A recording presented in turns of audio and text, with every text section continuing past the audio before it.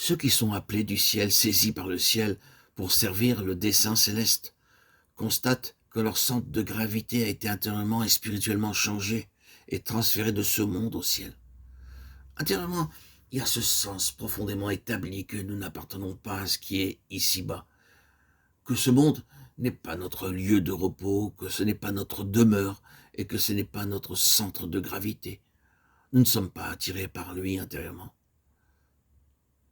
Dans l'esprit des enfants de Dieu, d'un pionnier au service du ciel, au service céleste, il y a cette conscience du conflit avec ce qui est ici-bas, d'indifférent avec lui, et nous pouvons s'en accommoder. Je le répète, intérieurement et spirituellement, le centre de gravité a été transféré de ce monde au ciel par une nouvelle naissance.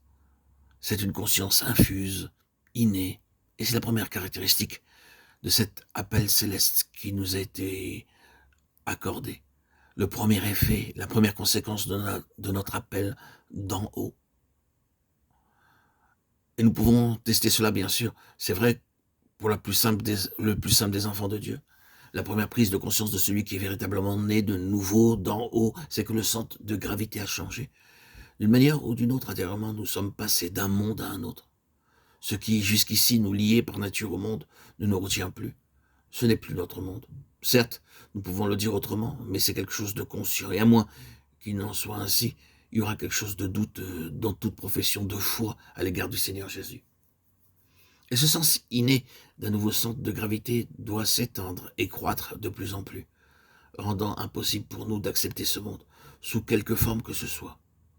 De nouveau, je dis que c'est le test de notre progression spirituelle, de notre pèlerinage et de notre marche.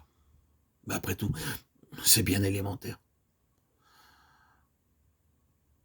Domaine céleste nous est inconnu par nature. Cette conscience qui est entrée dans notre cœur, la gravitation vers laquelle tend notre esprit par sa nature, est un monde, reconnaissons-le, entièrement inconnu pour nous. C'est un autre domaine, différent, non familier, inexploré. Fondamentalement, cela ne nous apporte rien si d'autres y sont passés avant nous, ou de savoir que cette voie était longue pour un tel. Pour chaque individu, c'est un nouveau monde, et il peut seulement être connu par l'expérience. Nous pouvons décliner des valeurs à partir de l'expérience des autres, et remercions Dieu pour toutes ces valeurs.